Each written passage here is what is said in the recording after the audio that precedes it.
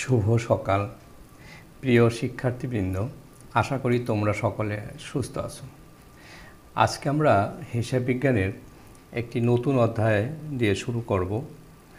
সেটা হচ্ছে যৌথ মূলধনী কোম্পানির মূলধন, অর্থাৎ আমরা আসলে এটাকে চিনি শেয়ার শো নামে।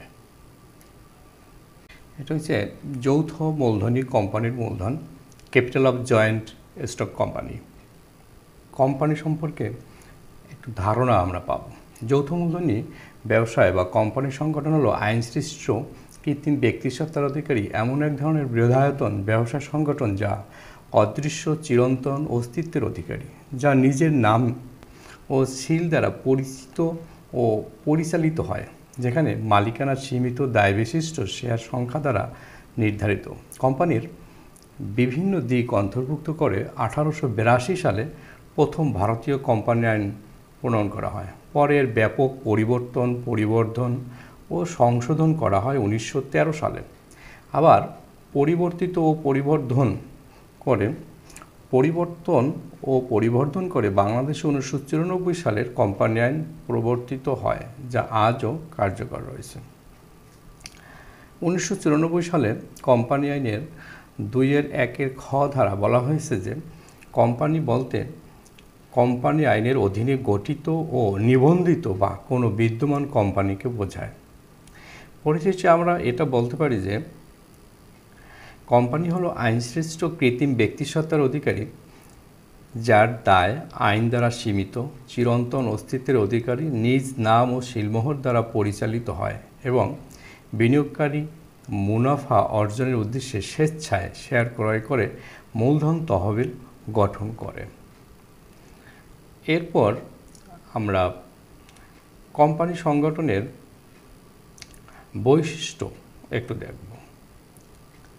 প্রথম যেটা আছে সেটা হচ্ছে কোম্পানি সংগঠন আইন অনুযায়ী গঠিত, পরিচালিত ও নিয়ন্ত্রিত হয়, তাই এরূপ সংগঠনের কিছু স্বতন্ত্র বৈশিষ্ট্য রয়েছে। নিম্নের বৈশিষ্ট্যসমূহ বিশ্লেষণ করা হলো। আইন দ্বারা সৃষ্ট, অর্থাৎ কোম্পানি সবসময় কোনো দেশের বিদ্যমান আইন দ্বারা সৃষ্ট হয়। যেমন আমাদের দেশে 1994 সালের কোম্পানি আইন দ্বারা কোম্পানি সৃষ্ট। কৃত্রিম ব্যক্তিসত্তা, কোম্পানির একটি কৃত্রিম ব্যক্তিসত্তা অবশ্যই থাকে। অর্থাৎ কৃত্রিম ব্যক্তিসত্তা বলতে বোঝানো হয় ব্যক্তি না হয়েও আইনগতভাবে ব্যক্তির সুবিধা ভোগ করা। চিরন্তন অস্তিত্ব, কোম্পানি যেহেতু আইন দ্বারা সৃষ্ট, তাই এটি অস্তিত্ব অসীম সময় ধরে বিদ্যমান থাকবে। সীমাবদ্ধ দায়, কোম্পানির ক্ষেত্রে এর শেয়ার মালিকদের বা কোম্পানির মালিকদের দায় তাদের কৃত শেয়ারের মূল্যের সমান হয়ে থাকে, অর্থাৎ দায় সীমিত। নিজস্ব সিলমোহর, কোম্পানি যেহেতু আইনসৃষ্ট প্রতিষ্ঠান, তাই এর নিজস্ব কাজগুলো নিজস্ব সিলমোহর দ্বারা পরিচালিত, অর্থাৎ সিলমোহর ব্যবহার করতে পারে। অন্য প্রতিষ্ঠানের সাথে বা ব্যক্তির সাথে চুক্তির ক্ষেত্রে এই সিলমোহর ব্যবহৃত হয়। শেয়ার মূলধন, কোম্পানির ক্ষেত্রে কোম্পানির মূলধনের ক্ষুদ্র ক্ষুদ্র সমান একককে শেয়ার বলে, যা জনগণের কাছে শেয়ার বিক্রি করে এই মূলধন সংগ্রহ করে থাকে। সদস্য সংখ্যা, পাবলিক লিমিটেড কোম্পানির ক্ষেত্রে কমপক্ষে 7 জন এবং সর্বোচ্চ শেয়ার সংখ্যা দ্বারা সীমিত ব্যক্তি মূলত এর মালিক থাকে, শেয়ার থাকে। আর প্রাইভেট লিমিটেড কোম্পানির ক্ষেত্রে কমপক্ষে 2 জন, সর্বোচ্চ 50 জন পর্যন্ত মালিক থাকতে পারে বা শেয়ার থাকতে পারে, তবে প্রাইভেট লিমিটেড কোম্পানির শেয়ার বিক্রয়যোগ্য নয়। উপরের আলোচিত বৈশিষ্ট্যগুলোর জন্য বর্তমানে কোম্পানির সংগঠনকে ব্যবসায়ী জগতের কাণ্ডারি হিসেবে বিবেচনা করা হয়। যৌথ মূলধনী ব্যবসায় সংগঠন বা কোম্পানি হলো আইনসৃষ্ট কৃত্রিম ব্যক্তিসত্তার অধিকারী এমন এক ধরনের বৃহদায়তন ব্যবসা সংগঠন যা অদৃশ্য চিরন্তন অস্তিত্বের অধিকারী, যা নিজের নাম ও সিল দ্বারা পরিচিত ও পরিচালিত হয়, যেখানে মালিকানা সীমিত দায়বিশিষ্ট শেয়ার সংখ্যা দ্বারা নির্ধারিত।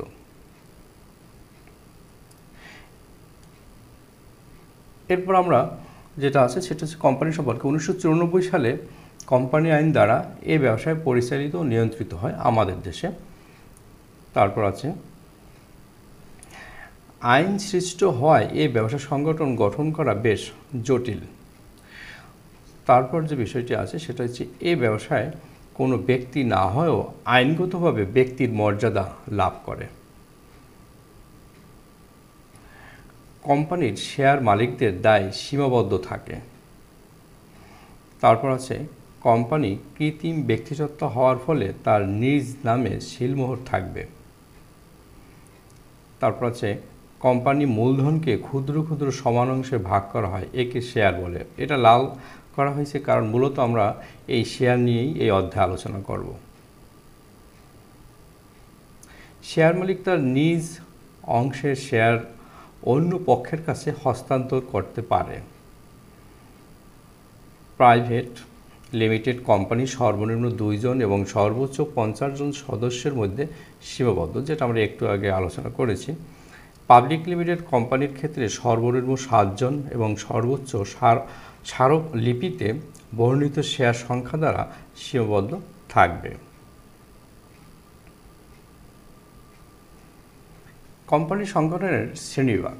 এবার আমরা কোম্পানি সংগঠনের শ্রেণীবিভাগ নিয়ে একটু আলোচনা করব। শুরুতে কোম্পানি সংগঠনের শ্রেণীবিভাগের ক্ষেত্রে কোম্পানিকে 3টা ভাগে ভাগ করা হয়। নাম্বার 1 আছে সেটা হচ্ছে সনদপ্রাপ্ত কোম্পানি।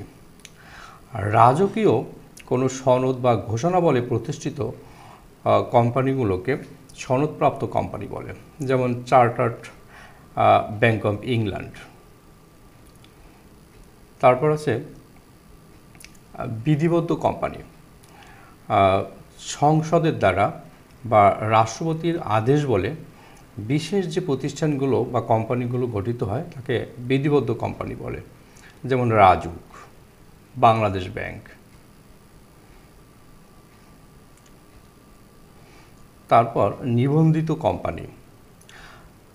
নিবন্ধিত কোম্পানি বলতে মূলত আমরা যে কোম্পানির ধারণা জানি সেটা নিবন্ধিত, অর্থাৎ একটা আইন দ্বারা নিবন্ধন লাভ করে এই কোম্পানি। এই নিবন্ধিত কোম্পানি আবার 3 প্রকার। একটা হচ্ছে শেয়ার দ্বারা সীমাবদ্ধ কোম্পানি, যেটা পাবলিক লিমিটেড বা প্রাইভেট লিমিটেড কোম্পানি বুঝি। আর একটা হচ্ছে প্রতিশ্রুতি দ্বারা সীমাবদ্ধ কোম্পানি। শেয়ার দ্বারা সীমাবদ্ধ কোম্পানি সেটা হচ্ছে মালিকদের দায় শেয়ার দ্বারা সীমাবদ্ধ, অর্থাৎ শেয়ার মূল্যের দ্বারা সীমাবদ্ধ। সর্বোচ্চ মালিক পক্ষ তার ক্রয়কৃত শেয়ারের দ্বারাই সে দায়ী থাকবে। আর প্রতিশ্রুতি দ্বারা সীমাবদ্ধ কোম্পানি হলো এখানে শেয়ারের মূল্যের থেকেও অধিক অর্থের জন্য মালিক পক্ষ বা শেয়ার মালিকরা দায়ী থাকেন। 3 নম্বর যেটা আছে অসীম দায়বদ্ধ কোম্পানি। এখানে সাধারণত শেয়ার মালিকদের দায় থাকে অসীম। সাধারণত এই ধরনের কোম্পানি দেখা যায় না।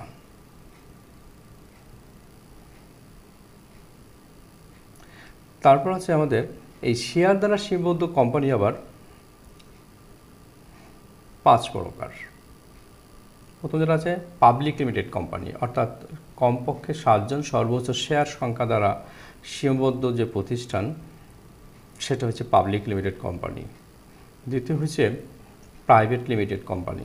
প্রাইভেট লিমিটেড কোম্পানি হচ্ছে কমপক্ষে 2 জন সর্বোচ্চ 50 জন ব্যক্তির দ্বারা যখন কোম্পানি সংগঠিত হয় সেটা হচ্ছে প্রাইভেট লিমিটেড কোম্পানি। তারপর আছে সরকারি কোম্পানি। কোনো কোম্পানির শেয়ারের 50 ভাগের অতিরিক্ত শেয়ারের মালিক যদি সরকার হয় তখন তাকে সরকারি কোম্পানি বলে। তারপর আছে হোল্ডিং কোম্পানি। কোনো কোম্পানির শেয়ারের 50 ভাগের অধিক শেয়ারের মালিক অথবা প্রত্যক্ষ বা পরোক্ষভাবে 50 ভাগের অধিক পরিচালক নিয়োগের ক্ষমতা ভোগ করে যে কোম্পানি তাকে হোল্ডিং কোম্পানি বলে।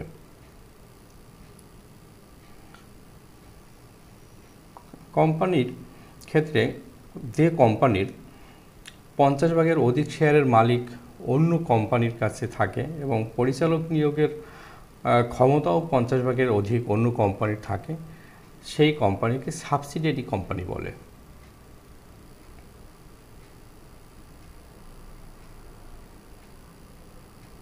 এরপর কোম্পানির মূলধনের ধারণা ও এটি সংগ্রহের উৎসসমূহ।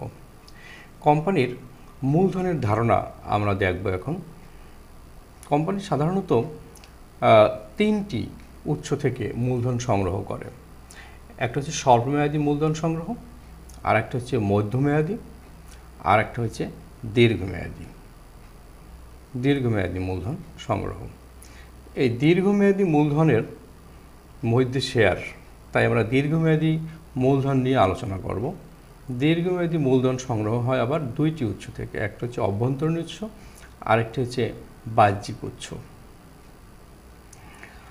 আমরা এখন দেখব অভ্যন্তরীণ উৎসগুলো আসলে আবার 5টা।